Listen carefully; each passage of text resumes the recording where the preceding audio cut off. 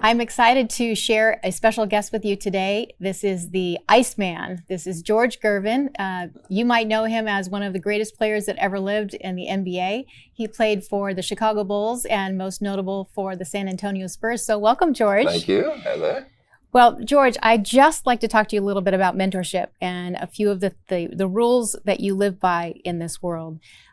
You've had a fantastic career in the NBA. You've had a fantastic career after the NBA doing some great things for kids. But tell me a little bit about what gets you up in the morning, what motivates George Gervin? Well, what gets me up first thing in the morning is probably the sun. And I say that in the aspect that the longer you sleep, the less likely you are helping somebody.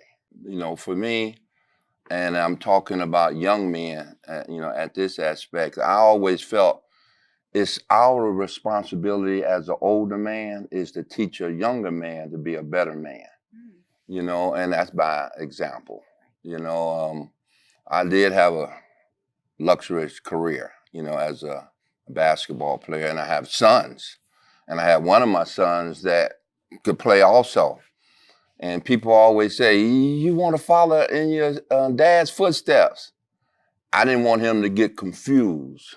I say, son, I'm following my footsteps, make your own.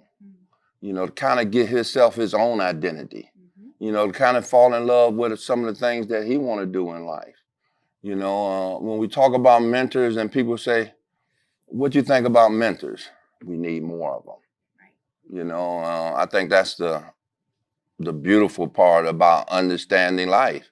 As we get older, we know young kids get lost sometimes, and they need people like us to mentor them and get them on that right path. What would you say to someone, maybe what helped you in some of the days that you didn't want to get up out of bed and you didn't have the motivation or you felt a little bit lost? What got you through that challenge? Just the love of life. I know we're here just for a short time. I want to get up and do something. As an athlete, I wanted to be one of the best. What did it take for me to be one of the best? I had to get up. I had to go work out. I had to build up my confidence. And once I got confidence, it gave me self-esteem, and it made me feel like I can accomplish something. So that's what gets me up, and our babies got to know, life gets tougher as you get older. It does. So to have a solid foundation of life, I think, it just means the world to your future. That's right. Well, so you've got a fantastic organization. Tell us a little bit about that organization in San Antonio. You've affected so many children's lives. I've been there. It's phenomenal. So kudos to you for that.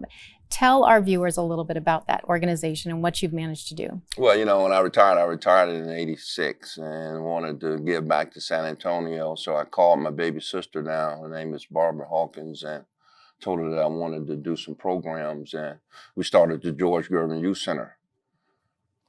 Once we started the youth center, we started in a little strip mall, and my sister is unbelievable with developing programs.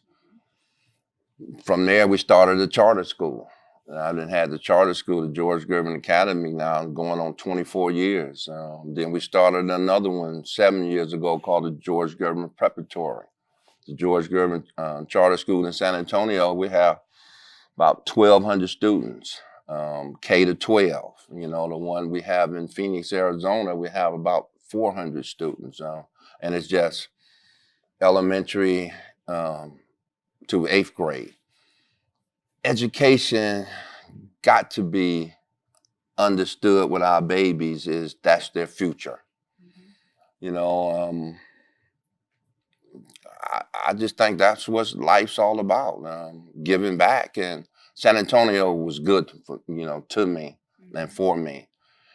I learned a lot from that organization and working for that organization about community service, you know, and I think community service is not talked about enough, you know. I mean, we as people, we as athletes, no matter who you are, we need to try to make our communities better. So whatever we can do as community servants, then we need to go out and do it. Agreed. Agreed. So how does that make you feel at the end of the day when you put your head on the pillow? I've met many of the kids that are now adults that you have literally changed their lives for the better. How does that make you feel to say, if I don't even make it another day, am I happy with what George Gervin contributed to this world? You know, I mean, you know, it's funny too, Heather, you know, for me, you know, as a ball player and being still in the same city, you know, I've been in the city for 40 years, San Antonio. And to see parents come up to me and say, my kid been to this school, been to that school, but they graduated from your school. You know, grandmas come up to me. Mr. Gervin, thank you for educating my baby. You know, so for me, you know, having a success as an athlete, when one of them parents come to me and tell me that, now that's when I feel like I'm a winner. You know, because I changed somebody's life. You know, I don't think you can ask for a better gift. I mean, and, you know, once you receive them kind of rewards, I could sleep at night. I would reach out to everybody in the country to try to develop a program or something to help somebody else. Everybody needs a somebody. I just think that is so true in life. What's next for you?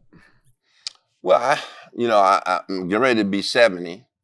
You know, I have a beautiful family. I'm getting ready to go on my 44th anniversary with my beautiful wife, who also, you know, went to school with me in college. I met her first day. I got 6 grandkids. You know, my grandkids are starting to grow up. So, you know, I want to set a path for them. Mm-hmm. You know, to understand the importance of life, to understand the importance of education, and to understand relationships. You know, so that's kind of like my goal. You know, I live on 40 acres. I mean, I got all my kids there. You know, I'm trying to get them to build a house and stay with me. I mean, I think family, I know family is everything. You know, and the closest I can be with them and be by them and help them with their life, I don't think there's no greater joy. That's fantastic. Yeah. Well, I thank you. I can't top that. So I thank you very much for sharing a little bit of your world with us, and I appreciate you stopping by. Thank you, Heather. Thank you very so much.